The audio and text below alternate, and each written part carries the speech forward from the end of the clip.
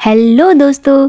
जब भी कोई राजस्थान में घूमने का प्लान बनाता है तो उनको लगता है कि राजस्थान में तो सिर्फ टीले और किले ही मिलते हैं, इनके अलावा क्या मिलेगा। तो चलिए हम आपका भ्रम दूर कर ही देते हैं, क्योंकि हम आपको ले जाने वाले हैं ऐसी बेहद खूबसूरत और रोमांटिक जगह पर जो दुनिया भर की टॉप 10 रोमांटिक जगहों में से एक है। इसे राजस्थान का मुकुट रत्न भी कहते हैं। तो चलो अब ज्यादा इंतजार ना करवाते हुए हम बता ही देते हैं कि हम कहाँ की बात कर रहे हैं।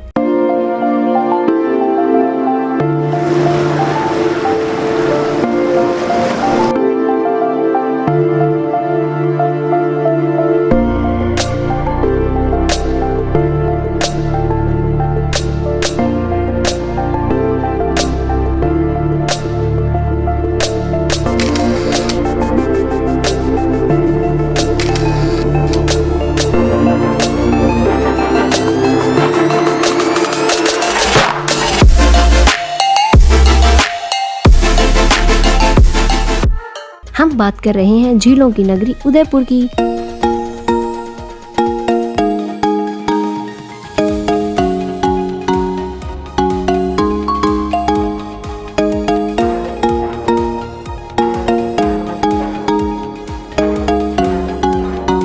उदयपुर नेचुरल ब्यूटी के बीच बसा एक प्यारा सा शहर है, जिसमें ज्यादा झील होने की वजह से इसे झीलों की नगरी भी कहते हैं।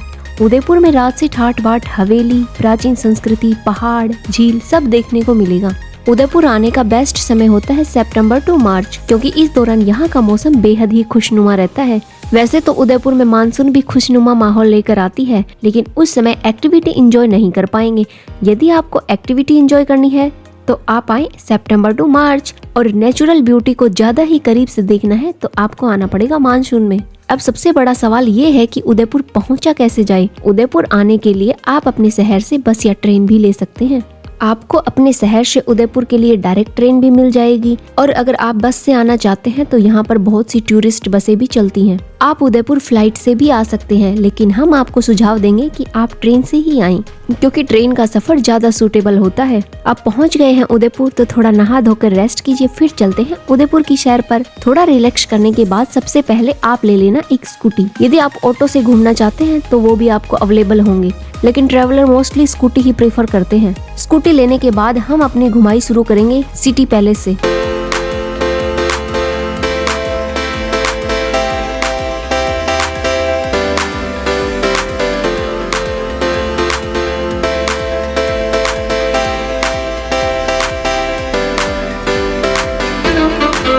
सिटी पैलेस में जाने के दो दरवाजे हैं, एक गुलाबबाड़ी की साइड से और दूसरा जगदीश मंदिर की साइड से। तो सबसे पहले हम भगवान जगदीश जी के दर्शन करने के बाद जाएंगे सिटी पैलेस देखने। यह मंदिर बहुत ही प्राचीन और भव्य है, और इस मंदिर की वास्तुकला भी देखने लायक है। अब भगवान जी के दर्शन करने के बाद हम चलते हैं सिटी पैलेस। सिटी पैलेस में आपको बाहर ही काउंटर पर टिकट मिल जाएगी। यदि आप सिटी पैलेस ही घूमना चाहते हैं तो आपको 30 रुपए की टिकट मिलेगी, और यदि आप साथ में म्यूजियम भी देखना चाहते हैं तो आपको 400 रुपए की टिकट और लेनी पड़ेगी। यदि आपने पहले सिर्फ सिटी पैलेस का टिकट लिया है और बाद में आपका मन बन जाए कि हमें तो म्यूजियम भी देखना है, तो टेंशन की बात नहीं है, आपको वहाँ पर भी काउंटर मिलेगा, अब वहाँ से टिकट ले लीजिएगा। यह महल बहुत ही भव्य बना हुआ है। यहाँ पर घूमते घूमते आपको आधा दिन लग जाएगा। पिछोला झील के बिल्कुल पास होने की वजह से इस महल का व्यू और भी ज्यादा शानदार लगता है। तो घुमाई के साथ साथ आप फोटोएं क्लिक करना मत भूलना, क्योंकि फोटोएं ट्रिप को और भी यादगार बना देती हैं। आप सिटी पैलेस घूमने के साथ साथ पिछोला झील में भी बोटिंग एंजॉय कर सकते हैं,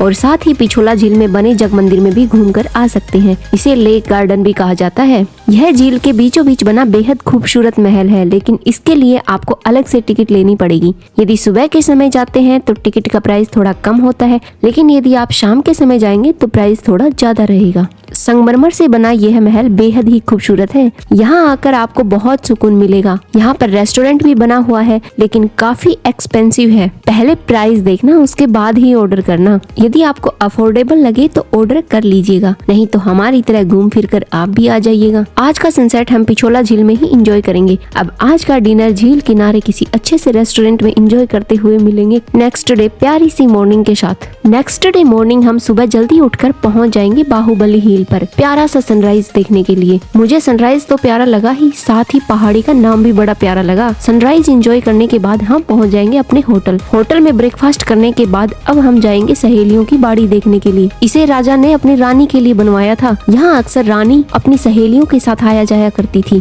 यहाँ एक छोटा सा महल भी बना हुआ है। सहेलियों की बाड़ी बेहद ही खूबसूरत है। यहाँ पर प्यारे प्यारे फाउंटेन के साथ प्यारा सा गार्डन भी है। फोटोग्राफी करने वालों को तो ये स्वर्ग ही लगेगा। तो आप भी लीजिए सिनेमैटिक फोटोज और कीजिए बहुत सारा एंजॉय। अब हम शाम के समय जाएंगे फतेह सागर झील देखने के लिए और आज का सनसेट हम यहीं पर एंजॉय करने वाले हैं। यहाँ पर आप बोटिंग भी कर सकते हैं और भी कई एक्टिविटीज मिलेंगी। आपको जो पसंद हो आप वो कर सकते हैं। यह इतनी बड़ी झील है कि इसमें 3 टापू बने हुए हैं, जिनमें 2 पार्क है और एक पर सौर वेधशाला है। यहाँ सनसेट देखने के बाद हम जाएंगे बागोर की हवेली देखने। यह 1986 से पहले आवासीय हवेली थी, लेकिन अब इसको संग्रहालय बना दिया गया है। इसमें 100 से भी ज्यादा कमरे बने हुए हैं। ये बेहद शानदार हवेली है। हवेली सुबह 9:30 बजे से 5:30 बजे तक खुली रहती है। यहाँ पर रात 7 बजे से 8 बजे तक सांस्कृतिक प्रोग्राम भी होता है, जिनमें कठपुतलियों का डांस और अन्य नृत्य भी दिखाए जाते हैं। कल्चरल प्रोग्राम एंजॉय करने के बाद अब हम एक शानदार सा डिनर करते हैं और मिलेंगे नेक्स्ट डे प्यारी सी मॉर्निंग के साथ। नेक्स्ट डे मॉर्निंग में हम ब्रेकफास्ट करने के बाद जाएंगे एकलिंग जी के दर्शन करने। ये सिसोदिया राजवंश के कुल देवता हैं। इस मंदिर का निर्माण बप्पा रावल के समय हुआ था। मंदिर की वास्तुकला बेहद ही अद्भुत है और दीवारों पर बने चित्र एक से बढ़कर एक है। आप उदयपुर आए हैं तो एकलिंग जी के दर्शन करने जरूर जाएं। मंदिर की वाइब्स अलग ही होती है जो मन को शांति देती है। भागदौड़ भरी जिंदगी में थोड़ी शांति भी जरूरी है। अब मंदिर में एकलिंग जी के दर्शन करने के बाद हम जाएंगे वैक्स म्यूजियम। ये भी एक अलग अनोखी दुनिया है। यहाँ पर भारत के साथ साथ दुनिया भर की हस्तियों के मोम से बने स्टेचू रखे हुए हैं, पर ये देखने के लिए आपको यहाँ पर भी टिकट निकलवाना पड़ेगा। म्यूजियम में आप स्पाइडरमैन से लेकर मोदी, अमित शाह सभी की मोम स्टेचू देखेंगी। हकीकत में तो मिलना हो या ना हो, लेकिन ये देखने में रियल जैसे लगते हैं। आप इनके साथ तस्वीरें भी ले सकते हैं। पहली बार तो देखने पर कोई भी धोखा खा जाएगा कि ये असली है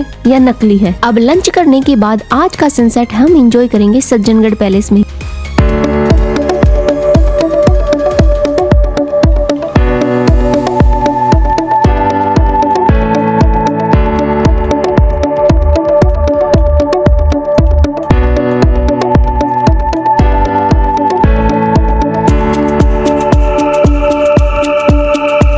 इसे मानसून पैलेस भी कहते हैं, क्योंकि मानसून में सज्जनगढ़ पैलेस आना किसी ख्वाब से कम नहीं है। पहले यह वेधशाला बनने वाली थी, लेकिन पीढ़ी बदली तो सोच भी बदल गई और राजा ने इसे अतिथियों के लिए तथा शिकार पर जाते समय विश्राम के लिए बना लिया। लेकिन अब यहाँ पर हम जैसे ट्रेवलर सनसेट या मानसून को एंजॉय करने जाते हैं। पहाड़ी पर बना ये पैलेस सबसे पहले मानसून का स्वागत करता है। आप मानसून में आए हैं तो अरावली की ब्यूटी को करीब से देखने का आनंद लीजिए। यदि मानसून में नहीं भी आए हैं तो कोई बात नहीं, सज्जनगढ़ पैलेस से बहुत ही प्यारा सनसेट देखने को मिलता है। तो एंजॉय कीजिए प्यारा सा सनसेट और उदयपुर की ट्रिप हम यहीं पर करते हैं खत्म। अब नेक्स्ट डे मॉर्निंग में हम निकल जाएंगे नेक्स्ट डेस्टिनेशन के लिए। Thank you, please subscribe.